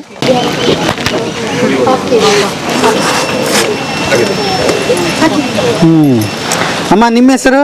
ರಮಾದೇವಿ ಸರ್. ರಮಾದೇವಿ ಅಮ್ಮ, ಇವ್ರ ಮಗನಾ? ಮಗ ಸರ್. ಓಕೆ. ಇವರು ನಮ್ಮ ಯಜಮಾನ್ರಿ ಸರ್. ಇವರು ಅವರು ನಮ್ಮ ಕೆಲಸವ್ರು ಇಬ್ಬರು. ಹೌದಾ? ಓಕೆ. ಹಾಂ, ಅವ್ರಿಬ್ರು ಅಷ್ಟೇ ಸರ್. ನಮ್ಮ ಹುಡುಗಿ ಇವರು. ಹೌದಾ? ಹುಡುಗಿ ಮಗಳೇ ಸರ್. ಓಕೆ. ಕೇಳಿ, ಒಳ್ಳೆ ಐಡಿಯಾ ಮಾಡಿದ್ದೀರಿ. ಹ್ಞೂ ಸರ್, ಇದರಲ್ಲಿ ಏನು ವೇಸ್ಟ್ ಆಗದಿರ ಬೀಜದಲ್ಲಿ ಚಿಕ್ಲಿ, ನಿಪ್ಪಟ್ಟು, ಪಾಯಸ, ಬರ್ಫಿ, ಅದರಲ್ಲಿ ಬೀಜೆಲ್ಲ ಅಷ್ಟು ಮಾಡ್ತೀವಿ ಸರ್. ಇದರಲ್ಲಿ ಚಿಪ್ಸು, ಹಲ್ವಾ, ಸ್ವೀಟ್ ಹಲ್ವಾ ಇದೆಲ್ಲ ಮಾಡ್ತೀವಿ ಸರ್. ಇನ್ನು ಬೇರೆ ಬೇರೆ ಪ್ರಾಜೆಕ್ಟ್ ಎಲ್ಲ ಟ್ರೈ ಮಾಡ್ಬೇಕು ಅಂದ್ಕೊಂಡಿದ್ದೀವಿ. ಇನ್ನು ಅವಕಾಶ ಸಿಗ್ತಾ ಇಲ್ಲ, ಮಾಡ್ಬೇಕು ಸರ್. ಯಾರ್ದಿದು ಐಡಿಯಾ ಹಲಸಿನ ಹಣ್ಣಾಗ ಇಷ್ಟು ಮಾಡ್ಬೋದು ಅಂತ? ನಲ್ಲೇ ನನ್ನ ಮಗಂದೇ ಸರ್, ನಮ್ದೇನಿಲ್ಲ. ಹೌದಾ? ಮೇಡಮ್ ನಮಸ್ತೆ. ನಮಸ್ತೆ ಸರ್. ನಿಮ್ಮ ಹೆಸರು? ಮಮತಾ. ಮಮತಾ ಅವರು ಎಲ್ಲಿಂದ ಬರ್ತಾ ಇದ್ದೀರಿ? ವೈಟ್ ಫೀಲ್ಡ್ ಇಂದ ಬಂದಿರೋದು. ವೈಟ್ ಫೀಲ್ಡ್ ಇಂದ? ದೂರ ಅಲ್ಲ? ತುಂಬಾ ದೂರ ಇದೆ ಸರ್. ಹೆಂಗ್ ಗೊತ್ತಾಯ್ತು ಇಲ್ಲಿ? ಇನ್ಸ್ಟಾಗ್ರಾಮ್ ಅಲ್ಲಿ ನೋಡ್ಬಿಟ್ಟು ಬಂದಿದ್ದು. ತುಂಬಾ ದಿವಸ ಅನ್ಕೊಳ್ತಿದ್ದೆ ಬರ್ಲಿಕ್ಕೆ ಅಂತ, ಆಗ್ಲಿಲ್ಲ. ಇನ್ಸ್ಟಾಗ್ರಾಮ್ ಅಲ್ಲಿ ನೋಡ್ಬೇಕಾದ್ರೆ ಅನ್ಸ್ತಾ ಇತ್ತು ಈಗಿನ ಕಾಲದಲ್ಲಿ ಈ ತರ ವಾತಾವರಣ, ಈ ತರ ಅಂಗಡಿಗಳು, ಈ ತರ ಹಳ್ಳಿಯಲ್ಲೇ ಬೆಳ್ದಿರೋದು, ಈ ತರ ಫುಡ್ ಸಿಗೋದೆಲ್ಲ ನಮ್ಗೆ ಈ ಟೈಮಲ್ಲಿ ತುಂಬಾ ಕಷ್ಟ, ಸಿಗೋದಿಲ್ಲ. ಎಲ್ಲ ಈಗೆಲ್ಲ ನಿಮ್ಗೆ ಗೊತ್ತಿರುತ್ತಲ್ವಾ, ಈಗೆಲ್ಲ ಪೆಸ್ಟಿಸೈಡ್ಸು ಮತ್ತೆ ಇದು ಎಲ್ಲ ಹಾಕಿ ಹಾಳು ಮೂಳು ಅಂತ ಈ ತರ ಎಲ್ಲ ಹಾಕಿ ಬೆಳೆದಿರ್ತಾರೆ. ಈ ತರ ಆರ್ಗ್ಯಾನಿಕಲ್ ಫುಡ್ ಸಿಗೋದು ತುಂಬಾ ಕಷ್ಟ. ಅದಕ್ಕೆ ಹುಡ್ಕೊಂಡು ನೋಡೋಣ ಅಂತಾನೆ ಬಂದಿದ್ದು. ಐಟಮ್ಸ್ ಎಲ್ಲ ತುಂಬಾ ಚೆನ್ನಾಗಿದೆ. ಈಗ ಅಭ್ಯಾಸ ಏನಾಗ್ಬಿಟ್ಟಿದೆ ನಮಗೆಲ್ಲ ಅಂದ್ರೆ, ಒಂದು ಬೆಂಕಿಪಟ್ಟಣ ಬೇಕಂದ್ರೂ ಇದರಲ್ಲಿ ಬುಕ್ ಮಾಡ್ತೀವಿ, ಬ್ಲಿಂಕಿಟ್ ಮಾಡ್ತೀವಿ, 5 ನಿಮಿಷದಲ್ಲಿ ಬಂದ್ಬಿಡುತ್ತೆ. ಆಮೇಲೆ ಯಾರು ಹೋಗ್ತಾರೆ ಸುಮ್ನೆ, ಅದು ಪೆಟ್ರೋಲ್ ದಂಡ, ಟೈಮ್ ವೇಸ್ಟ್ ಅಂತಾನೆ ಯೋಚನೆ ಮಾಡುವಂತ ಕಾಲ. ಅದು ಹೇಗೆ ಇದನ್ನ ಟೈಮ್ ಮಾಡ್ಕೊಂಡು ಬರುವಂತದ್ದು ಅಂತ ನಾವು ನೆಕ್ಸ್ಟ್ ನಾವ್ ಈ ತರ ಬಂದ್ರೇನೆ ಮುಂದೆ ನಮ್ಮ ಮಕ್ಳಿಗೆ ನಾವು ಮನೆಗೆ ಹೋಗಿ ಇದರ ಫಸ್ಟ್ ನಾವು ನೋಡ್ತೀವಿ ಹೇಗಿದೆ ಅಂತ ತಿಳ್ಕೊಂಡು ನಮ್ಮ ಮಕ್ಕಳನ್ನ ಕರ್ಕೊಂಡ್ ಬರ್ಬೋದಾ ಬೇಡವಾ ಅಂತ ತಿಳ್ಕೊಂಡು ನಾವು ಹೋಗಿ ಅವ್ರಿಗೆ ಹೇಳ್ಬೇಕು. ಮುಂದೆ ಈ ತರ ಜೆಪ್ಟೋ, ಬ್ಲಿಂಕಿಟ್ ಒಂದು ಕ್ಷಣ ಮಾತ್ರ ನಾವು ಕೂತಿದ್ದ ಜಾಗದಲ್ಲೇನೆ ಕರ್ಸ್ಕೊಳ್ತೀವಿ, ಎಲ್ಲ ಬರುತ್ತೆ, ಐಟಮ್ ಸಿಗುತ್ತೆ, ಗೊತ್ತು ನಮ್ಗೆ. ಬಟ್ ಈ ತರ ವಾತಾವರಣ ಸಿಗೋದಿಲ್ವಲ್ಲ ನಮ್ಗೆ, ಸಿಗೋದಿಲ್ಲ, ಈ ತರ ವಾತಾವರಣ ಸಿಗೋದಿಲ್ಲ ನಮ್ಗೆ. ಸೊ ನೋಡ್ಬಿಟ್ಟು ಈ ತರ ವಾತಾವರಣ ನಮ್ಗೆ ಓಕೆ ಅನ್ಸುತ್ತೆ. ಮಕ್ಕಳನ್ನ ಕರ್ಕೊಂಡ್ ಬರ್ಬೇಕು, ಹೊರಗಡೆ ಕರ್ಕೊಂಡ್ ಬಂದು ತೋರಿಸ್ಬೇಕು. ನಮ್ಮನ್ನ ನೋಡಿ ಮಕ್ಕಳು ಕಲಿತವೆ. ಟಿವಿ ಮೊಬೈಲ್ ಎಲ್ಲ ಬಿಟ್ಟು ಬರೋದಿಲ್ಲ ಈಗಿನ ಕಾಲದ ಮಕ್ಕಳು. ಅಟ್ಲೀಸ್ಟ್ ಈಗ ನಾವ್ ಇದನ್ನೆಲ್ಲ ಇಟ್ಕೊಂಡು ಮೊಬೈಲ್ ಅಲ್ಲಿ ವಿಡಿಯೋದಲ್ಲಿ ತೋರ್ಸಿದ್ರೆ ಅವ್ರಿಗೆ ಕ್ಯೂರಿಯಾಸಿಟಿ ಬರುತ್ತೆ. ನೆಕ್ಸ್ಟ್ ನಾನು ಹೋಗ್ಬೇಕು ಅಮ್ಮ ಜೊತೆ ಅನ್ನೋ ಕ್ಯೂರಿಯಾಸಿಟಿ ಇರುತ್ತೆ ಅವ್ರಿಗೆ. ಸೊ ಅದನ್ನ ನಾವು ಕರ್ಕೊಂಡ್ ಬರ್ಬೇಕು ಅವ್ರಿಗೆ. ಹೆಣ್ಮಕ್ಳು ಅಡಿಗೆ ಮನೆ ಮೊದಲನೇ ಚಿಕಿತ್ಸಾಲಯ ಅಡಿಗೆ ಮನೆ ಅಂತ ಹೇಳ್ತಾರೆ. ನೀವೇನ್ ಬಯಸ್ತೀರಿ ಅದು ಅಡಿಗೆ ಮನೆ. ಮುಖ್ಯವಾಗಿ ಹೆಣ್ಮಕ್ಳು ಪಾರ್ಟ್ ತುಂಬಾ ಇಂಪಾರ್ಟೆಂಟ್ ಆರೋಗ್ಯದ ಇದ್ರ ಕಡೆ ಅಲ್ವಾ? ಏನಾಗ್ತಿದೆ, ಮಾಟಿಗೆ ಹೋಗ್ತಿವಿ, ಬೇಕೋ ಬೇಡೋ ಎಲ್ಲ ತರ್ತೀವಿ, ಜೋಡಿಸ್ಕೊಂಡ್ಬಿಡ್ತೀವಿ, ಇದ್ದು ಬಿಡ್ತೀವಿ. ಅದಕ್ಕೆ ನೀವು ಹೆಣ್ಣು ಮಕ್ಕಳಿಗೆ ಏನ್ ಹೇಳಕ್ ಇಷ್ಟಪಡ್ತೀರಿ? ಹೆಣ್ಮಕ್ಳಿಗೆ ಅಂದ್ರೆ ಈಗಿನ ಕಾಲದಲ್ಲಿ ನೋಡಿ, ನಾವು ಈಗಿನ ಪರಿಸ್ಥಿತಿನೂ ಹಾಗೆ ಇದೆ. Day and night full, morning ಹೋಗ್ತಾರೆ, ನೈಟ್ ಬರ್ತಾರೆ, ಫುಲ್ 24 hours ವರ್ಕ್ ಮಾಡ್ತಾರೆ. ಲೇಡೀಸ್, ಎಸ್ಪೆಷಲಿ ಲೇಡೀಸ್ ಸಹ ಜೆಂಟ್ಸ್ ಸಹ ವರ್ಕ್ ಮಾಡ್ತಾರೆ ಈ ತರ. ಸೊ ಆ ಬ್ಯುಸಿ ಶೆಡ್ಯೂಲ್ ಅಲ್ಲಿ ಇವರು ಬರ್ಲಿಕ್ಕೆ ಆಗೋದಿಲ್ಲ. ಅಟ್ಲೀಸ್ಟ್ ಒಂದು ವೀಕೆಂಡ್ ನಮ್ಗೆ ಅಂತ ಒಂದು ಟೈಮ್ ಮಾಡ್ಕೊಂಡು ಅವ್ರು ಬರ್ಬೇಕು, ಬಂದು ನೋಡಿದ್ರೇನೆ ಹೊರಗಡೆ ಹೇಗಿದೆ ಅಂತ. ಈಗ ಹಳೆ ಕಾಲದಲ್ಲಿ ನಮ್ಮ ತಾತ ಅವ್ರ ಕಾಲದಲ್ಲೆಲ್ಲ ಹೋಗಿ ಎಲ್ಲ ಈ ತರ ಇತ್ತು. ಅವ್ರ ತಾತ ಎಲ್ಲ ಮನೆ ಹತ್ರನೇ ಬೆಳೆಯೋರು, ಮನೆ ತೋಟನೇ ಇತ್ತು. ಈಗ ಈ ಅಪಾರ್ಟ್ಮೆಂಟು, ವಿಲ್ಲಾಸು ಎಲ್ಲ ಬಂದು ತೋಟನೆಲ್ಲ ಮಾರ್ಬಿಟ್ಟಿದ್ದಾರೆ. ಈ ತರ ತೋಟ ಎಲ್ಲ ವ್ಯಾನಿಷ್ ಆಗಿ ಅಪಾರ್ಟ್ಮೆಂಟ್ಗೆ ಎದ್ಬಿಟ್ಟಿದೆ ಈಗ. ಸೊ ಇವಾಗ ನೆಕ್ಸ್ಟ್ ನಮ್ಮ ಜನರೇಷನ್ಗೆ ಈಗ ಅದು ಗೊತ್ತಾಗ್ತಿಲ್ಲ. ಇವಾಗ ಮುಂದೆ ನಮ್ಮ ತಾತ ಎಲ್ಲ ಇಲ್ಲಿ ಬೆಳೀತಾ ಇದ್ದಿದ್ದ ಜಾಗ, ಇದನ್ನ ನಾವು ಅಪಾರ್ಟ್ಮೆಂಟು ಈ ತರ ವಿಲ್ಲಾಸ್ಗೆಲ್ಲ ಕೊಟ್ಬಿಟ್ಟಿದೀವಿ ಅಂತ ಅದು ನಮಗೆ ಗೊತ್ತಾಗಲ್ಲ. ಸೊ ಅಂಥವ್ರಿಗೆ ಇದೊಂದು ಜಾಗ ಬೆಸ್ಟ್ ನೋಡ್ಲಿಕ್ಕೆ. ಸೊ ಅವರು ಒಂದು ಸ್ವಲ್ಪ ಟೈಮ್ ಮಾಡ್ಕೊಂಡು ಬರ್ಬೇಕು ಅವ್ರು ಹೊರಗಡೆ. ಈ ತರ ಇನ್ಸ್ಟಾಗ್ರಾಮ್ ಅಲ್ಲೆಲ್ಲ ಹಾಕಿರ್ತಾರೆ, ಈ ಮಾಲು, ಸರ್ ಹೇಳ್ದಂಗೆ ಫೋರಮ್ ಮಾಲು, ಪಬ್ಬು ಗಿಬ್ಬು ಅಂತ ಓಡಾಡೋಕ್ಕಿಂತ ಈ ತರ ವಿಡಿಯೋಸ್ ಬರ್ತಾನೆ ಇದೆ. ಇವಾಗೆಲ್ಲ ಇನ್ಸ್ಟಾಗ್ರಾಮ್ ಇದೆ, ಎಲ್ಲೆಲ್ಲಿ ಏನೇನು ನಡೆಯುತ್ತೆ ಅಂತ ಎಲ್ಲ ಬಂದ್ಬಿಡುತ್ತೆ, ಕೈಗೆ ಬಂದ್ಬಿಡುತ್ತೆ ಇನ್ಸ್ಟಾಗ್ರಾಮ್ ಅಲ್ಲಿ. ಒಳ್ಳೇದು ಬರುತ್ತೆ, ಕೆಟ್ಟದ್ದು ಬರುತ್ತೆ. ಅದು ನಮ್ಮ ಕೈಯಲ್ಲಿದೆ, ಒಳ್ಳೇದು ತಗೋಬೇಕಾ ಕೆಟ್ಟದ್ದು ತಗೋಬೇಕಾ ಅಂತ, ಒಳ್ಳೇದು ತಿನ್ಬೇಕಾ ಕೆಟ್ಟದ್ದು ತಿನ್ಬೇಕಾ ಅಂತ. ನೀನು ಮಣ್ಣೆ ತಿಂತೀಯ ಅನ್ನಂಗಿದ್ರೆ ನಾವೇನು ಮಾಡ್ಲಿಕ್ಕೆ ಆಗೋದಿಲ್ಲ. ನಾವು ರೈತರೇ ಎಲ್ಲ ಬೆಳೆದು ತಿಂತಾ ಇದ್ವಿ. ನಮ್ಮ ತಾತ ಅವರು, ನಮ್ಮ ಅಪ್ಪ ತಂದೆಯವರೆಲ್ಲ ಬೆಳೆದು ತಿಂತಾ ಇದ್ದಿದ್ದು. ಈಗ ಅಪಾರ್ಟ್ಮೆಂಟ್ ಕೊಟ್ಬಿಟ್ಟಿದ್ದಾರೆ. ನನಗೆ ಈ ಥರ ಜಾಗ ಎಲ್ಲಾದರೂ ಈ ಥರ ಮಾಡ್ತಿದ್ದಾರೆ ಅಂದರೆ ಕ್ಯೂರಿಯಾಸಿಟಿ, ಹೋಗ್ಬೇಕು, ನಾನು ನೋಡಬೇಕು. ನಾನು ಹೋಗಿ ಇನ್ನೂ ಒಂದು 2 ಜನಕ್ಕೆ ಹೇಳ್ತೀವಿ, ಅವ್ರು ಇನ್ನೊಬ್ರಿಗೆ ಹೇಳ್ತಾರೆ. ಆ ಥರ ಇವಾಗಿನ ಪ್ರಪಂಚದಲ್ಲಿ ಅವ್ರಿಗೂ ಇವಾಗೆಲ್ಲ ಫುಡ್ಡು ಎಲ್ಲ ನೋಡಿದ್ರಲ್ವ ಸರ್ ಹೆಂಗೆ ಬರುತ್ತೆ. ಅದರಿಂದ ಈ ಥರ ಫುಡ್ ತಿನ್ನೋಬಲ್ಲಿ ಈ ಥರ ಆರ್ಗ್ಯಾನಿಕಲ್ಲಿ ತೋಟದೆಲ್ಲ ಬೆಳೆದಿದ್ದಾರೆ ಈ ಥರ ಫುಡ್ಡು, ಈ ಥರ ಅಲ್ಲಿ ರೈತ ಸಂತೆ ಇದೆ ಅಂತ ಹೇಳಿದರೆ ಎಲ್ಲೋ 1% ಅದು ಅವ್ರಿಗೆ ಆಸೆ ಬರುತ್ತೆ. ಒಂದ್ಸತಿ ಬಂದು ನೋಡಿದ್ರೆ ಮತ್ತೆ ಅವರು ಬರ್ತಾರೆ. ಇದನ್ನ ಸುಮ್ಮನೆ ಆಗಿಲ್ಲ, ಇದು ರಾಗಿ ಕಣದ ಆರ್ಗನೈಸರ್ಸ್ ತುಂಬಾ ಕಷ್ಟಪಟ್ಟು ಇದನ್ನ ಮಾಡಿದ್ದಾರೆ. ಅವ್ರಿಗೆ ಏನ್ ಹೇಳಕ್ ಇಷ್ಟಪಡ್ತೀರಿ? ತುಂಬ ಧನ್ಯವಾದ ಸರ್ ಅವ್ರಿಗೆ, ಚಿರಋಣಿ ಅವರಿಗೆ. ಯಾಕಂದರೆ ಇವಾಗಿರೋ ಮಕ್ಕಳಿಗೆ ಇವಾಗ ನೋಡಿದ್ರಲ್ಲ ಲೇಡೀಸ್ ಎಲ್ಲ ಜನ್ರೇಷನ್ ಎಲ್ಲ ಹೇಗಿದೆ ಅಂತ, ಕೂತಿದ್ದ ಜಾಗದಲ್ಲೇ ಬೇಕು ಎಲ್ಲರಿಗೂ. ಈ ಥರ ಮಾಡೋದು ಅಪರೂಪದಲ್ಲಿ ಅಪರೂಪ. ಅದು ಈ ಕಡೆ ಮೋರೋವರ್ ಸಿಟಿ ಸೈಡಲ್ಲಿ ಈ ಥರ ರಾಗಿ ಕಣ ಮಾಡಿದ್ರಂದ್ರೆ ಆಶ್ಚರ್ಯ ಅಲ್ವಾ. ಎಷ್ಟೋ ಹಳ್ಳಿಗಳ ಕಡೆನೇ ಇವಾಗ ಹಳ್ಳಿ ಜನನೇ ಸಿಟಿ ಸೈಡ್ಗೆ ವಾಲ್ತಾ ಇದ್ದಾರೆ ಈಗ. ಅದರಿಂದನೇ ನಮ್ಗೆ ಈ ಥರ ತೋಟ ಎಲ್ಲ ವ್ಯಾನಿಷ್ ಆಗ್ತಾ ಇರೋದು ಈಗ. ಇವಾಗೆಲ್ಲ ಅಪಾರ್ಟ್ಮೆಂಟ್ ಅಂತ ಬಂದು ಎಂಥವ್ರಿಗೆ ಆಗಲಿ ಅವ್ರದ್ದು ತಪ್ಪಿಲ್ಲ, ಕಷ್ಟದಲ್ಲಿ ಬೆಳೆದಿರ್ತಾರೆ, ಕಷ್ಟ ಜೀವನ ಇರುತ್ತೆ. ಏನೋ ಒಂದು ಅಪಾರ್ಟ್ಮೆಂಟ್ ಬರುತ್ತೆ, ದುಡ್ಡು ಬರುತ್ತೆ ಅಂದರೆ ಅವರು ಮಾರ್ಬಿಡ್ತಾರೆ. ಅವ್ರದ್ದು ತಪ್ಪೇನಿಲ್ಲ ರೈತರದ್ದು. ನಿಮ್ಮ ಜಮೀನು ನೋಡ್ಕೊಂಡಾಗ ಈಗ ನೆನಪು ಬರ್ತದೆ. ಈಗೆಲ್ಲ ಅದನ್ನ ಹೇಳಿದ್ದು, ಇದನ್ನೆಲ್ಲ ನೋಡ್ತಿದ್ದೆ ನನಗೆಲ್ಲ ಹಳೇದೆಲ್ಲ ನಾವು ಚಿಕ್ಕ ಹುಡುಗರು ಇದ್ದಾಗೆಲ್ಲ ನೆನಪಾಗ್ತಾ ಇದೆ ಎಲ್ಲನೂ. ಇದು ಕೈಯಲ್ಲಿ ಇದ್ದಿದ್ದನ್ನ ಮಾರ್ಬಿಟ್ರು. ಹಂಗೆ ಗೆಳೆಯರೇ, ಮೇಡಮ್ ಹೇಳ್ತಾ ಇರೋದು ನಿಜ. ಏನೇನೋ ಕಳ್ಕೊಂಡಿದ್ದೀವಿ ಆದರೂ ಕೂಡ ನಮಗೊಂದಿಷ್ಟು ಹಳೆ ನೆನಪುಗಳನ್ನು, ಹಳೆ ತಿಂಡಿಗಳನ್ನು, ಆಮೇಲೆ ಹಳೆ ಪರಂಪರೆಯ ಹೌದು. ಈ ಜೋಳದ ರೊಟ್ಟಿ ಅದು ಈಗೆಲ್ಲ ಮಕ್ಕಳಿಗೆ ಇವೆಲ್ಲ ರೂಢಿ ಇಲ್ಲ. ಬರ್ಗರು, ಸ್ನ್ಯಾಕ್ಸ್, ಇದು ಚಿಪ್ಸು ಅವೇನೆ. ಏನು ಓದಿದ್ದೀರಿ ಸರ್ ನೀವು? ಸರ್ ಡಿಪ್ಲೊಮಾ ಮಾಡಿದ್ದೀನಿ ಸರ್. ಡಿಪ್ಲೊಮಾ ಮಾಡಿದ್ದೀರಿ? ಹೌದು. ಡಿಪ್ಲೊಮಾ ಮಾಡಿ ಮತ್ತೆ ಮುಂದಕ್ಕೆ ಏನು ಕೆಲಸ ಹುಡುಕೋ ಪ್ರಯತ್ನ ಮಾಡಿದ್ರಾ? ಏನು ಮಾಡಿದ್ರಿ? ಇಲ್ಲ ಸರ್, ಕೆಲಸ ಏನು ಮಾಡಲಿಲ್ಲ. ಓನಾಗಿ ಎಲೆಕ್ಟ್ರಿಕಲ್ ಸಬ್ ಕಾಂಟ್ರಾಕ್ಟ್ ಮಾಡ್ತಿದ್ದೆ. ಲಾಕ್ಡೌನ್ ಟೈಮಲ್ಲೇ ಎಲ್ಲ ಚೇಂಜ್ ಆಗಿದ್ದು. ಹುಡುಗರೆಲ್ಲ ಕೆಲಸಕ್ಕೆ ಬರ್ತಿದ್ದವರು, ಊರಿಗೆ ಅಂತ ಹೋದವ್ರು ಬರಲಿಲ್ಲ. ಮತ್ತು ಕನ್ಸ್ಟ್ರಕ್ಷನ್ ಫೀಲ್ಡು ಸ್ವಲ್ಪ ಕಷ್ಟ ಆಗ್ತಿತ್ತು. ಸೊ ಹಂಗಾಗಿ ಇದಕ್ಕೆ ಟರ್ನ್ ಆದ್ವಿ. ಓಕೆ.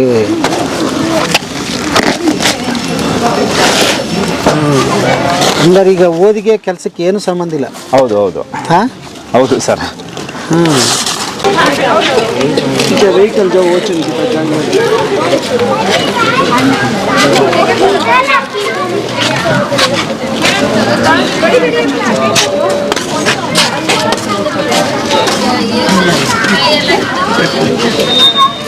ಅಲ್ಲ, ನಿಮ್ದೊಂದೇ ಅಲ್ಲ, ಎಲ್ಲರ ಹಣೆ ಬರೋನು ಇಷ್ಟೇ.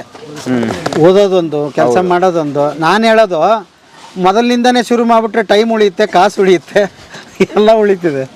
ಬಟ್ ಗೊತ್ತಾಗಲ್ಲ ನಮಗೆ ಅಲ್ವಾ? ಓಕೆ. ಎಷ್ಟೇ ಹೋದ್ರೂ ಮತ್ತೆ ಕಂಪ್ನಿಯಲ್ಲಿ ಟ್ರೈನಿಂಗ್ ಅಂತ ಒಂದಷ್ಟು ದಿನ ಕೊಡ್ತಾರೆ. ಅವ್ರಿಗೆ ಏನು ಬೇಕೋ ಅದು ಕಲಿಸಿ ಕೆಲಸ ಕೊಡೋದು. ಹಾಂ, ನಮ್ಮ ಓದಿದ್ರ ಮೇಲೆ, ಸರ್ಟಿಫಿಕೇಟ್ ಮೇಲೆ ಏನೂ ಇಲ್ಲ. ಬಟ್ ಆ ಸ್ಕೂಲು ಕಾಲೇಜ್ನಾಗ ಇದ್ದಾಗ ಏನು ಹೊಡೆದಾಡ್ತೀವಿ ರೀ ಒಂದೊಂದು ಮಾರ್ಕ್ಸ್ಗೂ. ಆಮೇಲೆ ನೋಡಿದ್ರೆ ಆ ಮಾರ್ಕ್ಸಿಗೆ ಬೆಲೆನೇ ಇಲ್ಲ. ಹೌದು. ಈಗ 4 ವರ್ಷ, ಈಗ ಲಾಕ್ಡೌನಲ್ಲಿ ಶುರುವಾಗಿದ್ದು ಈಗ ಹೇಗಿದೆ ಸರ್? ತುಂಬ ಡೆವಲಪ್ ಆಗಿದೆ ಸರ್. ಯಾಕಂದರೆ ಕ್ವಾಲಿಟಿ ಹಂಗೆ ಮೇಂಟೈನ್ ಮಾಡೋದ್ರಿಂದ ಈಗ ನಮ್ಮ ಕಾನ್ಸೆಪ್ಟ್ ಹೆಂಗಿದೆ ಅಂದರೆ, ಯಾವುದೇ ಕಸ್ಟಮರ್ಗೆ ಒಂದು ಇಡೀ ಹಣ್ಣು ಕೊಡ್ತೀವಿ ಅಥವಾ ಯಾವುದೋ ಪ್ರಾಡಕ್ಟ್ ಕೊಡ್ತೀವಿ ಅಂದರೆ ಅವ್ರು ಸ್ಯಾಟಿಸ್ಫೈ ಆಗಿಲ್ಲ ಅಥವಾ ಚೆನ್ನಾಗಿಲ್ಲ ಅಂದರೆ 100% ರಿಪ್ಲೇಸ್ಮೆಂಟ್ ಇರುತ್ತೆ. ಹೌದಾ? ಹಾಂ, ಈಗ ಆ ಕಾನ್ಸೆಪ್ಟಲ್ಲಿ ಮಾಡ್ತಿದ್ದೀವಿ. ಯಾಕಂದರೆ ನಮಗೂ ಒಂದು ಭಯ ಇರುತ್ತೆ, ಚೆನ್ನಾಗಿ ಕೊಡಬೇಕು ಅನ್ನೋದು, ಮತ್ತು ಅವ್ರಿಗೂ ಒಂದು ನಂಬಿಕೆ ಬರುತ್ತೆ. ಆ ಕಾನ್ಸೆಪ್ಟಲ್ಲಿ ಮಾಡ್ತಿರೋದ್ರಿಂದ ಕಸ್ಟಮರ್ಸ್ ಚೆನ್ನಾಗಿ ಇಂಪ್ರೂವ್ ಆಗ್ತಿದ್ದಾರೆ. ಓಕೆ. ಒಂದು ನಂಬಿಕೆ ಬೆಳೆಸ್ಕೊಂಡ್ಬಿಟ್ಟಿದ್ರಿ ಕಸ್ಟಮರ್ ಹತ್ರ. ಪ್ರತಿಯೊಂದು ಪ್ರಾಡಕ್ಟು, ಚಿಪ್ಸ್ ಆಗಿರಲಿ, ವ್ಯಾಲ್ಯೂ ಆಡೆಡ್ ಪ್ರಾಡಕ್ಟ್ಸ್ ಆಗಿರಲಿ, ಫ್ರೆಶ್ ಫ್ರೂಟ್ಸ್ ಆಗಿರಲಿ, ಆ ಕಾನ್ಸೆಪ್ಟಲ್ಲೇ ವರ್ಕ್ ಮಾಡ್ತೀವಿ ಸರ್. ಓಕೆ. ಈಗ ನೋಡ್ತಾ ಇರೋರು ಈಗ ರಾಗಿ ಕಣ ಬಿಟ್ಟು ಮತ್ತೆ ನಿಮ್ಮಲ್ಲಿ ಆರ್ಡರ್ ಕೊಡ್ಬೇಕಂದ್ರೆ ಏನು ಮಾಡ್ಬೇಕು ಅವರು? ಸರ್, ಸದ್ಯಕ್ಕೆ ಹೊರಗಡೆ ಆರ್ಡರ್ಸ್ ತಗೋತಾ ಇಲ್ಲ, ಮ್ಯಾನೇಜ್ ಮಾಡಕ್ ಆಗ್ತಾ ಇಲ್ಲದೆ ಇರೋದ್ರಿಂದ. ಓ ಹೌದಾ? ಅಂದ್ರೆ ಜಸ್ಟ್ ರಾಗಿ ಕಣಕ್ ಮಾತ್ರ ವಾರ ಪೂರ್ತಿ ಕೆಲಸ ಮಾಡ್ತೀವಿ ಪ್ರೊಡಕ್ಷನ್ಗೆ. ವಾರ ಪೂರ್ತಿ ಕೆಲಸ ಮಾಡ್ತೀರಿ? ಹೌದು ಸರ್. ಎಲ್ಲಿ? ನಮ್ದು ಕಾಂಟ್ಯಾಕ್ಟ್ ಡೀಟೇಲ್ಸ್ ಮತ್ತೆ ಇನ್ಸ್ಟಾಗ್ರಾಮ್ ಶೇರ್ ಮಾಡ್ತೀವಿ. ಈ ಸೀಸನ್ ಅಲ್ಲಿ ಯಾವುದೇ ಆರ್ಡರ್ಸ್ ತಗೊಳ್ಳೋ ಯೋಚನೆ ಇಲ್ಲ. ನೆಕ್ಸ್ಟ್ ಸ್ವಲ್ಪ ಪ್ರೊಡಕ್ಷನ್ ಸ್ಕೇಲ್ ಅಪ್ ಆದ್ಮೇಲೆ ಕಾಂಟ್ಯಾಕ್ಟ್ ಡೀಟೇಲ್ಸ್ ಕಾಂಟ್ಯಾಕ್ಟ್ ಮಾಡಿದ್ರೆ ನೆಕ್ಸ್ಟ್ ಇಯರ್ ಇಂದ ಸಿಗ್ಬೋದು. ಓಕೆ. ಪ್ರಿಪೇರ್ ಆಗ್ತಾ ಇದೀರಿ ಈಗ? ಹೌದು ಸರ್, ಪ್ರಿಪೇರ್ ಆಗ್ತಿದೀವಿ. ಒಂದು ವಾರ ಕೆಲಸ ಮಾಡ್ಕೊಂಡು ನೀವು ಇಲ್ಲಿ ಬರ್ತೀರಿ? ಹೌದು ಸರ್. ಈಗ ಕೆಲಸನೂ ತುಂಬಾ ಹಂಗೆ ಇರುತ್ತೆ ಸರ್. ಬೇರೆ ಚಿಪ್ಸ್ ಎಲ್ಲ, ಈಗ ಬಾಳೆಕಾಯಿ ಚಿಪ್ಸ್ ಒಂದಿನಕ್ಕೆ ನಾವಿರೋ ಮ್ಯಾನ್ ಪವರ್ಗೆ 80 kg ಮಾಡ್ಬೋದು. ಆದ್ರೆ ಹಲಸಿನಕಾಯಿ ಚಿಪ್ಸು ಬರೀ 10-15 kg ಆಗುತ್ತೆ. ಅಷ್ಟು ಕೆಲಸ ಇರುತ್ತೆ. ಎಲ್ಲ ಕೈಯಲ್ಲೇ ಮಾಡೋದು. ಒಲೆಯಲ್ಲಿ ಮಾಡ್ತೀವಿ, ಕೊಬ್ಬರಿ ಎಣ್ಣೆ ಯೂಸ್ ಮಾಡ್ತೀವಿ. ಹಿಂಗಿರೋದ್ರಿಂದ ಸ್ವಲ್ಪ ಟೈಮ್ ಜಾಸ್ತಿ ತಗೊಳುತ್ತೆ.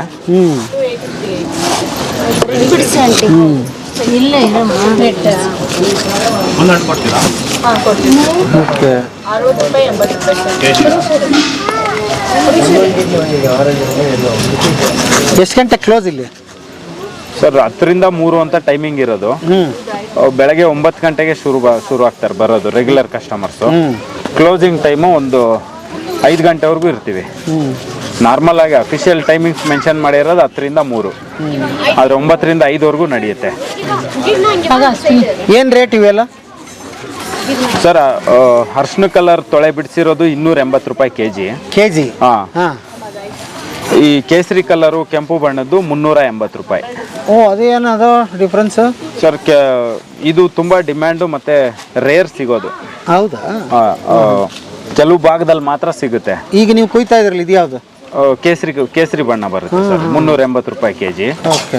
ಹೊರಗಡೆ ಕೆಲವು ಕಡೆ ತುಂಬಾ ರೇಟ್ ಇದೆ ಸರ್. ಅಂದ್ರೆ ನಾವು ಸೀಸನ್ ಪೂರ್ತಿ ಒಂದೇ ರೇಟ್ ಮೇಂಟೈನ್ ಮಾಡ್ತೀವಿ. ಹೌದಾ? ಸೀಸನ್ ಅಲ್ಲಿ ಸಿಗದೇ ಇದ್ದಾಗ ತುಂಬಾ ರೇಟ್ ಮಾರೋದು, ಸಿಕ್ಕಾಗ ಕಡಿಮೆ ಮಾರೋದು, ಆ ಥರ ಏನಿಲ್ಲ. ಒಂದು ಕಾನ್ಸ್ಟೆಂಟ್ ರೇಟ್ ಮೇಂಟೈನ್ ಮಾಡ್ತೀವಿ. ಹೊರಗಡೆ ಎಲ್ಲ ವಿಚಾರಿಸಿ ಎಲ್ಲೇ ಕಂಪೇರ್ ಮಾಡಿದ್ರು ನಮ್ದು ಬೆಟರ್ ಪ್ರೈಸೇ ಇರುತ್ತೆ. ಉಳಿದಿದ್ವಲ್ಲ ಸರ್, ನೀವು ಚಾಕ್ಲೇಟು ಸ್ವೀಟ್ ಅದು ಏನೇನು ಚಿಪ್ಸು ಕೆಜಿ 900 ರೂಪಾಯಿಗೆ ಸೇಲ್ ಮಾಡ್ತಿದ್ದೀವಿ. 900? ಹೌದು, ಕೆಜಿ 900. ಕೊಬ್ಬರಿ ಎಣ್ಣೆಲ್ಲಿ ಮಾಡ್ತೀವಿ. ಕೊಬ್ಬರಿ ಎಣ್ಣೆ ಈಗ 500-600 ರೂಪಾಯಿ ನಡೀತಿದೆ ಕೆಜಿ. ಸೊ ಹೋದ ವರ್ಷ ಏನು ರೇಟ್ ಇತ್ತು ಅದೇ ರೇಟಲ್ಲೇ ಮಾಡ್ತಿದ್ದೀವಿ. ಅಂದರೆ ಈಗ ರೇಟ್ ಜಾಸ್ತಿ ಆದ್ರೂ ನಾವು ಆದಷ್ಟು ಜಾಸ್ತಿ ಮಾಡೋಕ್ಕೆ ಹೋಗಲಿಲ್ಲ. ಶೀಟು ಚಾಕ್ಲೇಟ್ ಅಂತ ಬರುತ್ತೆ, ಅದು ಕೆಜಿ 800 ರೂಪಾಯಿ. 1 ಕೆಜಿ ತೊಗೊಂಡ್ಬಿಟ್ರೆ 2-3 ತಿಂಗಳ ಮೇಲೆ ತಿನ್ಬೋದು ಮಕ್ಕಳು. ಹೌದಾ?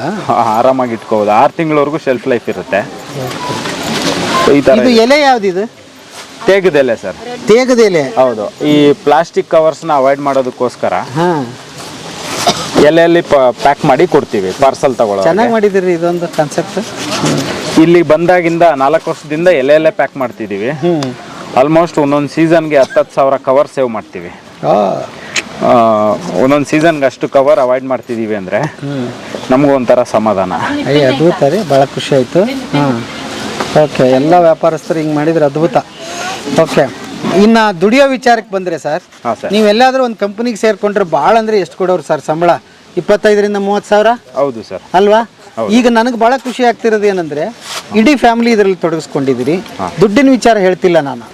ಅಂದರೆ ಏನಾಗ್ತದೆ ಅವ್ರಿಗೆ ನೋಡಿ, ಕೆಲಸ ಸಿಕ್ತು, ಬೆಳಿಗ್ಗೆಯಿಂದ ಸಾಯಂಕಾಲವ್ರಿಗೆ ಕೆಲಸ ಮಾಡಿದ್ರು, ಊಟ ಮಾಡಿದ್ರೆ ಆರಾಮಾಗಿ ನಿದ್ದೆ ಮಾಡ್ಬೋದು ಎಲ್ಲರೂ.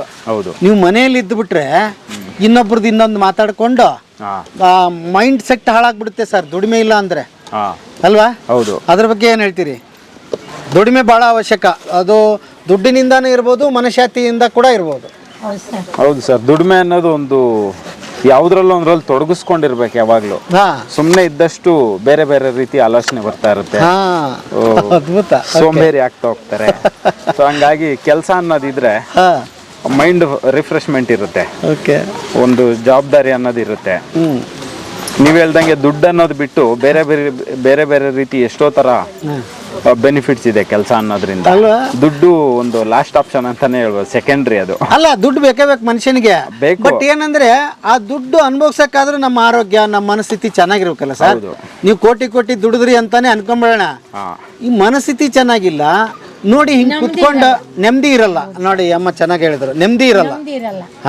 ಒಂದ್ ತುತ್ತು ತಿಂದ್ರು, ಗೊಜ್ಜು ಉಪ್ಪು ತಿಂದ್ರು, ಆರಾಮಾಗಿ ನಿದ್ದೆ ಮಾಡ್ತೀವಿ, ನೆಮ್ಮದಿ ಇರ್ತದೆ ಸರ್, ನಿದ್ದೆ ಚೆನ್ನಾಗಿ ಬರ್ತದೆ. ಅದು ಕತೆ. ಹಂಗಾಗಿ ಇಲ್ಲಿ ಏನಾಗಿದೆ, ನಾವು ಬರೀ ಅದು ಒಂದೇ ಲೆಕ್ಕಾಚಾರ ಹಾಕಕ್ಕಾಗೋದಿಲ್ಲ ದುಡಿಮೆ ಅಂದ್ರೆ. ಈಗ ನೀವ್ ಹೇಳಿ, ಸ್ವಂತ ಉದ್ಯೋಗ ಮಾಡ್ಬೇಕಂದ್ರೆ ತುಂಬಾ ಜನಕ್ಕೆ ಒಂದು ಭಯ ಇದೆ ಸರ್.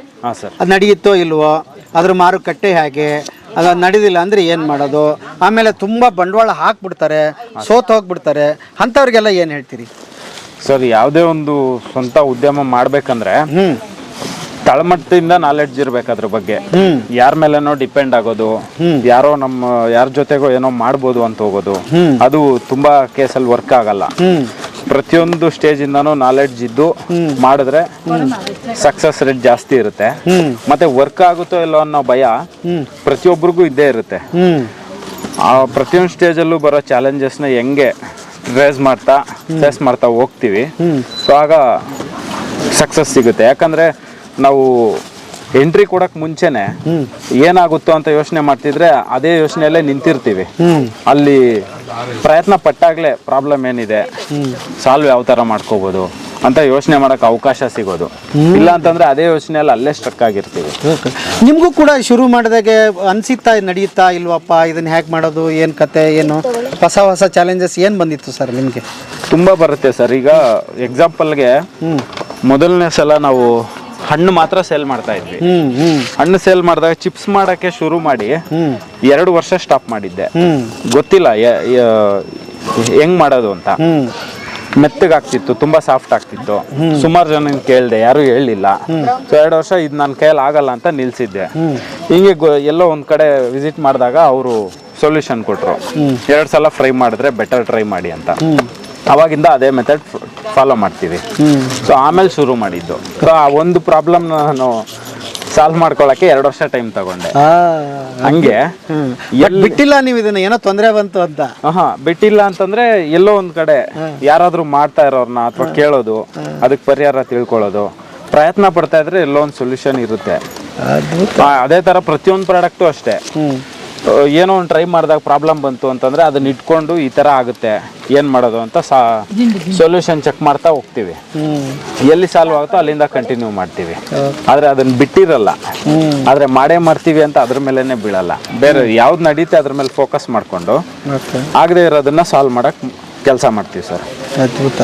ಈಗ ಇಲ್ಲಿ ಬರ್ತಿರಲ್ಲ, ಈಗ ನಿಮ್ದು ಹಲಸಿನ ಹಣ್ಣಿಗೆ ಕೊಟ್ಟಿದ್ದಾರೆ, ಬೇರೆದವ್ರಿಗೆ ನಿಮ್ಮ ಪ್ರಾಡಕ್ಟ್ಗೆ ಇಲ್ಲಿ ಅವಕಾಶಗಳಿದೆಯಾ? ಇಲ್ಲ ಅಲ್ಲ, ಒಬ್ಬೊಬ್ಬರಿಗೆ ಒಂದೊಂದೇ ಕೊಟ್ಟಿದ್ದಾರೆ. ನಮ್ಗೆ ಸೀಸನಲ್ ಫ್ರೂಟ್ಸ್ ಅಂತ ಕೊಟ್ಟಿದ್ದಾರೆ. ಸೀಸನಲ್ ಫ್ರೂಟ್ಸ್ ಏನೇ ತಂದ್ರು ಪರ್ಮಿಷನ್ ಇದೆ. ಹೌದು. ಓಕೆ. ಇಲ್ಲಿ ಏನು ಒಂದ್ಸಲ ರಿಜಿಸ್ಟ್ರೇಷನ್ ಆಗ್ಬೇಕಾ? ಏನಿದೆ ಏನಿದೆ ರಿಜಿಸ್ಟ್ರೇಷನ್ ಅಂತಂದ್ರೆ ಈಗ ಲಾಸ್ಟ್ ನಾವ್ ಎಂಟ್ರಿ ಕೊಟ್ಟಾಗ ತುಂಬಾ ಕಡಿಮೆ ಆಗ್ತಿತ್ತು ವ್ಯಾಪಾರ, ಅಷ್ಟೇ ಕಸ್ಟಮರ್ಸ್ ತುಂಬಾ ವಿಸಿಟ್ ಕಡಿಮೆ ಇತ್ತು. ಈಗ ಲಾಸ್ಟ್ 2 years ಇಂದ ತುಂಬಾ ವ್ಯಾಪಾರ ಆಗ್ತಿದೆ, ಮತ್ತೆ ವೆಂಡರ್ಸ್ ಅಪ್ಲಿಕೇಶನ್ಸ್ ಜಾಸ್ತಿ ಬರ್ತಿದೆ. ಇಲ್ಲಿ ಜಾಗ ಲಿಮಿಟೆಡ್ ಸ್ಪೇಸ್ ಇರೋದ್ರಿಂದ ಎಲ್ಲರಿಗೂ ಅಲೋ ಮಾಡಕ್ ಆಗಲ್ಲ. ಅಂದ್ರೆ ಯಾರು ಜೆನ್ಯೂನ್ ಆಗಿ ಮಾಡ್ತಿದ್ದಾರೆ, ಪ್ಲಸ್ ಇಲ್ಲಿ ಅವಕಾಶ ಇದೆ. ಸಪೋಸ್ ನಾನು ಜಾಕ್ ಫ್ರೂಟ್ ಪ್ರಾಡಕ್ಟ್ಸ್ ತರ್ತಿದ್ದೀನಿ, ಮತ್ತೆ ಬೇರೆ ಇನ್ನೊಬ್ರು ಜಾಕ್ ಫ್ರೂಟ್ ತರ್ತೀವಿ ಅಂದ್ರೆ ಅವಕಾಶ ಇರಲ್ಲ.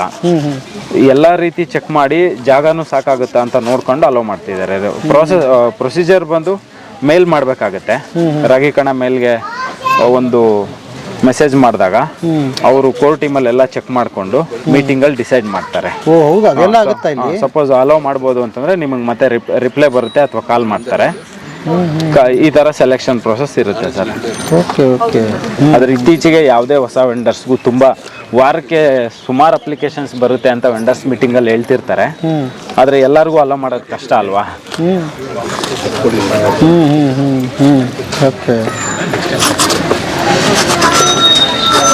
ಇನ್ನು ಬಿಸ್ನೆಸ್ ಲೆಕ್ಕಕ್ಕೆ ಬಂದರೆ ಎಷ್ಟು ಮಾಡ್ತೀರಿ ಅಂತ ಹೇಳ್ಬೋದಾ? ಏನು ಸಾಧ್ಯತೆಗಳಿದೆ ಸರ್? ಕ್ಯಾಲ್ಕುಲೇಷನ್ಸು ಒಂದೊಂದರಲ್ಲಿ ಜಾಸ್ತಿ ಬರುತ್ತೆ, ಒಂದರಲ್ಲಿ ಕಡಿಮೆ ಬರುತ್ತೆ. ಈಗ ನಾವು ಸೇಲ್ಸ್ ಬೇಸ್ ಮೇಲೆ ನೋಡ್ಕೊಳ್ಳೋದಾದರೆ ವಾರದಲ್ಲಿ 40,000 ರಿಂದ 50,000 60,000 ಆ ಥರ ವ್ಯಾಪಾರ ಆಗುತ್ತಲ್ವಾ? ಆ ವ್ಯಾಪಾರದಲ್ಲಿ ಪರ್ಸೆಂಟೇಜ್ ಬೇಸ್ ಮೇಲೆ ಹೇಳ್ಬೋದು ಅಷ್ಟೇ ಸರ್. ಖರ್ಚು ಇದೆಯಲ್ಲ? ಹೌದು, ಖರ್ಚು ಜಾಸ್ತಿ ಇರುತ್ತೆ. ಈ ಬಿಸ್ನೆಸ್ ಅಲ್ಲಿ ನಾವು 30% ಇಟ್ಕೊಂಡಿದ್ದೀವಿ. ಕೊಬ್ಬರಿ ಎಣ್ಣೆ.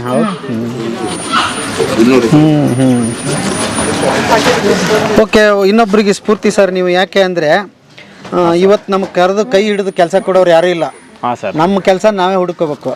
ಬಟ್ ಆ ಓದಿಗೆ ನೀವು, ಆ ಬುದ್ಧಿಗೆ ನೀವು ಓದಿದ್ದೀರಿ, ಅದು ನಿಮ್ಗೆ ಹೆಲ್ಪ್ ಆಗಿದೆ. ಇಲ್ಲಿ ಓದು ನಿಮಗೆ ಕೆಟ್ಟದ್ದಂತ ಹೇಳೋಕ್ಕಾಗಲ್ಲ ಅಲ್ವಾ? ಅದು ಒಂದಿಷ್ಟು ಪ್ರಪಂಚನ ಕಲಿಸಿದೆಯಲ್ಲ. ಪ್ರತಿಯೊಂದು ಕಲಿಕೆನೆ ಸರ್, ಯಾವುದು ವೇಸ್ಟ್ ಅಲ್ಲ. ಹೌದು. ಎಲೆಕ್ಟ್ರಿಕಲ್ ಕೆಲಸ ಸ್ವಂತ ಮಾಡ್ತಾನೆ ಸರ್. ಸೂಪರ್. ಈಗ ನಿಮ್ದು ಇಲ್ಲಿ ಏನಂತ ಹೆಸರು ಹಾಕಿದಿರಿ? ಜಾಕ್ ಕಾರ್ಟ್ ಅಂತ ಹೆಸರಿಟ್ಟಿದ್ದೀವಿ. Jack Cart, JACK. Jack Cart. ಈ ಪ್ರದೇಶ ಎಲ್ಲಿ ಬರ್ಬೇಕು? ಅವ್ರು ಯಾವ ಬಿಲ್ಡಿಂಗ್ ಇದೆ ಹಿಂದಿರೋದು? ಬೆಟ್ಟಲ್ಸೂರು. ಓಕೆ. ನಾವೆಲ್ಲ JP ನಗರದಲ್ಲೇ. JP ನಗರ. ಹೇಳಿ, ಏನೇನು ತೊಗೊಂಡ್ರಿ? ನಾವು ಇವಾಗ ತೊಗೊಂಡಿರೋದು ಹಲಸಿನ ಹಣ್ಣು. ಎರಡು ಪ್ರಕಾರ ಇದೆ. ಕೇಸರಿ ಒಂದು ನಾರ್ಮಲ್, ನಮ್ದು ಊರಲ್ಲಿ ಸಿಗುವಾಗೆ ಚೆನ್ನಾಗಿರುತ್ತೆ. ಇಲ್ಲಿ ಚೆನ್ನಾಗಿರುತ್ತೆ. ಹೌದು. ಪ್ರತಿ ವಾರ ಬರ್ತೀರಾ? ಅಂದ್ರೆ ಎವ್ರಿ 2 weeks ಇಲ್ಲಿ ಇದ್ದೇ ಇರುತ್ತೆ ನಮ್ಗೆ ವಿಸಿಟ್. ಓಕೆ. ಒಂದು ವಾರದ್ದು ಒಂದ್ಸಲ ಮಾಡ್ಕೊಂಡು ಹೋಗ್ಬಿಡ್ತೀವಿ. ಓಕೆ. ಅದ್ಭುತ. Thank you sir. Thank you madam. Thank you. ಗೆಳೆಯರೇ, ಇಷ್ಟೊತ್ತು ಹಲಸಿನ ಹಣ್ಣಿನ ಕತೆ ಕೇಳ್ತಾ ಇದ್ರಿ. ಡಿಗ್ರಿಗಳು ಬೇಕು ನಿಜ, ಅದು ನಮ್ಮ ಜ್ಞಾನಕ್ಕೆ. ಬಟ್ ಅದನ್ನೇ ಕೆಲಸ ಮಾಡ್ಬೇಕಂತ ಏನು ಇಲ್ವಲ್ಲ. ವಯಸ್ಸಾಗ್ತಾ ಇರುತ್ತೆ, ಏನಾದರೂ ಕೆಲಸ ನಾವೇ ಹುಡುಕೋಬೇಕು. ಸರ್ಕಾರವೇ ಕೆಲಸ ಕೊಡಲಿ ಅಂದರೆ ಈಗಿನ ಕಾಲದಲ್ಲಿ ಅಸಾಧ್ಯದ ಮಾತು. ಹಾಗಾಗಿ ನೀವು ನಿಮ್ಮ ಕೆಲಸವನ್ನು ನಿಮ್ಮ ತಲೆ ಓಡಿಸಿ ಏನು ಸಾಧ್ಯತೆಗಳಿದೆಯೋ ಅದನ್ನು ಮಾಡೋದು ಒಳ್ಳೆಯದು ಅನ್ನೋದು ಈ ಕಥೆಯಿಂದ ತಿಳಿಯುತ್ತೆ. ಯಾಕಂದರೆ ಸಾಹೇಬ್ರಿಗೆ ಕೂಡ ಅವ್ರದ್ದೇನು ತೋಟ ಇಲ್ಲ, ಏನೂ ಇಲ್ಲ ರೀ. ಬೇರೆ ತೋಟದಿಂದ ಹಣ್ಣು ತೊಗೊಂಡು ಬಂದು ಅದನ್ನು ಚಿಪ್ಸ್ ಮಾಡಿದ್ರು, ಆಮೇಲೆ ಚಾಕ್ಲೇಟ್ ಮಾಡಿದ್ರು, ಹಣ್ಣು ನೇರವಾಗಿ ಮಾಡ್ತಾರೆ. ಇಷ್ಟು ವೆರೈಟಿ ಹಣ್ಣು ನಮಗೆ ಗೊತ್ತೇ ಇರಲಿಲ್ಲ. ಗ್ರಾಹಕರು ಕಾದ್ಬಿಟ್ಟು ತೊಗೊಂಡು ಹೋಗ್ತಾರೆ. ಆಮೇಲೆ ಒಂದು ದಿವಸಕ್ಕೆ 40,000 ರಿಂದ 50,000 ರೂಪಾಯಿ ಅವರು ಅರ್ನ್ ಮಾಡ್ತಾರೆ. ಅಂದರೆ ಬಿಸ್ನೆಸ್ ಆಗುತ್ತೆ. ಅಷ್ಟು ಲಾಭ ಅವ್ರಿಗೆ ಬರಲ್ಲ, ಖರ್ಚಿರುತ್ತೆ. ಬಟ್ ಒಂದು ದಿವಸದಲ್ಲಿ ಒಂದು ಅರ್ಧ ತೆಗೆದ್ರು ಅರ್ಧ ಉಳಿಯುತ್ತೆ ಅಂತ ಅನ್ಕೋಬೋದಲ್ಲ. ಬಟ್ ಯಾಕೆ ಮಾಡಬಾರ್ದು? ಹಾಗಾಗಿ ಸ್ವಂತ ಬಿಸ್ನೆಸ್ಸಲ್ಲಿ ನಿಮಗೆ ಯಾವತ್ತೂ ಕೂಡ ಲೈಫ್ ಇದೆ. ಬಟ್ ಅಷ್ಟು ಈಸಿ ಅಲ್ಲ, ಕಷ್ಟಪಡಬೇಕಾಗತ್ತೆ. ಯಾವುದು ಈಸಿಯಾಗಿ ಬರೋದಿಲ್ಲ. ಹಾಗಾಗಿ ಮನೆಯವರಿಗೆಲ್ಲ ಕೆಲಸ ಸಿಕ್ಕಿದೆ, ಮನಃಶಾಂತಿ ಸಿಕ್ಕಿದೆ, ಅದ್ರ ಭಾಳ ಮುಖ್ಯ. ಬರೀ ದುಡ್ಡಿನ ಬಗ್ಗೆ ಮಾತಾಡ್ತಿಲ್ಲ ನಾನು. ಯಾಕೆ ಅಂದರೆ ನೀವು ತುಂಬ ಕೋಟ್ಯಾಂತರ ದುಡ್ಡು ಇರೋರು ಆರೋಗ್ಯ ಕಳ್ಕೊಂಡು ಏನೂ ಇಲ್ದಂಗೆ ಕೂತ್ಬಿಟ್ಟಿದ್ದಾರೆ. ಹಾಗಾಗಿ ಇಲ್ಲಿ ಆರೋಗ್ಯ ಇದೆ, ದುಡ್ಡಿದೆ, ಕೈ ತುಂಬ ಕೆಲಸ ಇದೆ. ಹಾಗಾಗಿ ಸ್ವಂತ ಬಿಸ್ನೆಸ್ ಶುರು ಮಾಡಿ. ರಾಗಿ ಕಣಕ್ಕೆ ಬಂದಾಗ ಮಿಸ್ ಮಾಡದೆ ಇವ್ರನ್ನ ಕಾಣಿ, ನಿಮ್ಗೆ ಹಲಸಿನ ಹಣ್ಣು ಸಿಗುತ್ತೆ. ಬನ್ನಿ, ರಾಗಿ ಕಣದಲ್ಲಿ ಮುಂದಿನ ಕತೆ ಏನು ಸಿಗುತ್ತೆ ಅಂತ ನೋಡೋಣ ಬನ್ನಿ.